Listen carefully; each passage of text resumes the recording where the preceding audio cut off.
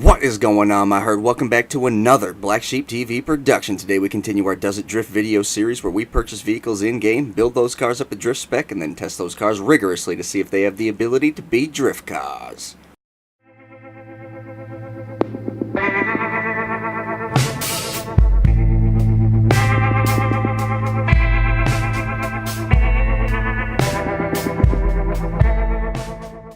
Today we check out the Benefactor Feltzer.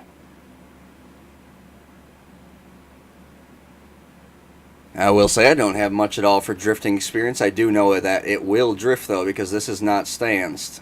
Well, so needless to say, I haven't stanced it. I don't know if it stances. I don't know if you have to stance it oddly. I know nothing like that. We're putting it on the trailer. We're getting it to the track. We're gonna experiment with it there. And yeah, I am bringing it back to just the normal old gym kind of test course. From what I'm seeing, guys, the more that I keep bringing these vehicles to the same tracks, the easier it is for you guys to actually see how they differentiate, I should say. The easier it is for you guys to see how they differentiate from one another instead of me bringing them from track to different track to different track. So, I mean, I guess the biggest question right off the pop is, does this thing even stance?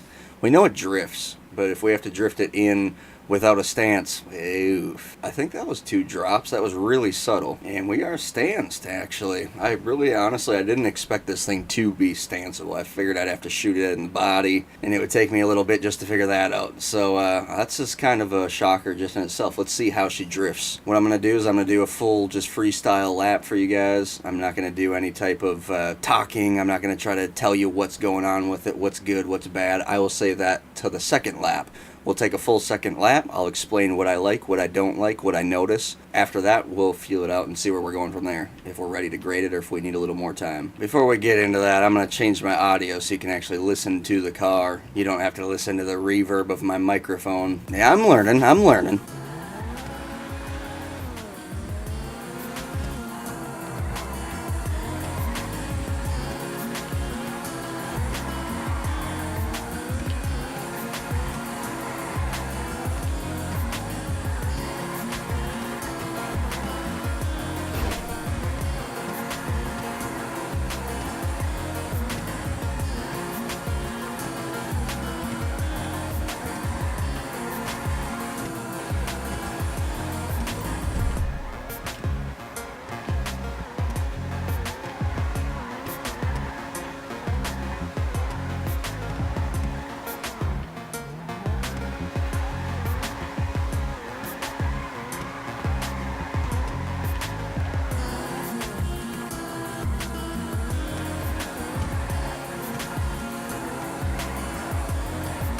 Okay, guys, so not a very smooth lap, and I would really hate to blame myself since I've been on this game for the last hour messing around in drift cars, just having a good time. I'll point out what I'm talking about. I'm going to turn the game volume back up a little bit more, and I will just point out what I'm talking about as it arises. We'll do one more lap, and this is going to be plenty for me to get a good feeling of this car.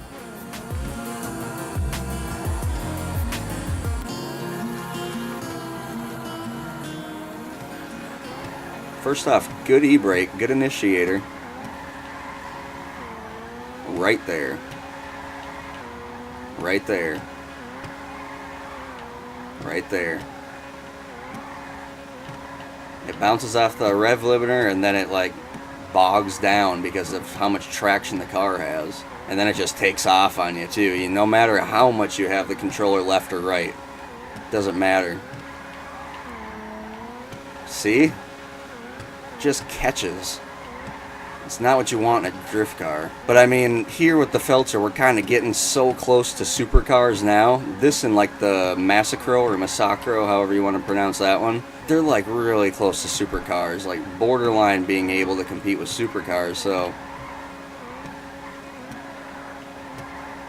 I mean, we're already pushing our luck right there with them. Long story short, I still wanted to see, does this dang thing drift? It kind of looks like a drift vehicle. Looks like if Mercedes built a drift car, this looks like what it would be. You know what I'm saying? Unfortunately, guys, and as we do this final lap and just kind of freestyle around, I am going to give this thing a grade. Alright? Basically, cost right off the bat, it's a $145,000 car.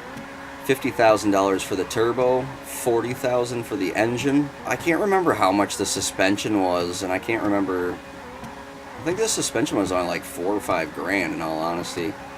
The engine was like 20 something thousand. Like, it just gets expensive pretty quick. So you're up in about the, well, probably more like the 300,000 range in this thing. Maybe even a little higher, a little bit lower if you're on the budget build, maybe. But if you go all out, you're probably a little higher in that 320 area, depending on the wheels and the paint that you put on it. And for that cost, what you're getting out of it, guys, no, as I throw her into the damn barrier, what you're getting out of that 300K is, I mean, you can get two or three drift vehicles for that are much better than this, all for that one price. So, in all reality, this is not really a great drift car. It's not worth the money at all. Does it drift? Yeah, it does drift. So it's gonna get a score, but she's not pretty for a score. Cost? I mean, I wouldn't pay 50K for this car, in all honesty, for drift reasons. Now, I get if you're like, you want a car that drifts, but you also want some speed for going place to place. You know, say your friends are in a lobby and you guys are doing some drifting, but you're traveling around. Well, maybe this is the vehicle for you, but it's like, I don't know. It'd be such a specific reason that you would want this car that it's just, I can't even keep that into reason for this. So, and realistically, I'm going to give this thing a 4 for cost. Driftability is why the cost is really getting smashed so hard. Yeah, it costs a lot, and that's realistically why the cost hurts, but the driftability is what it's relating to. The driftability is absolutely horrid. It's just not a drift car, in my opinion. Although it does drift, it drifts damn near just as good as it does not stance as stance, and it doesn't drift worth the shit not stance. So that says a lot.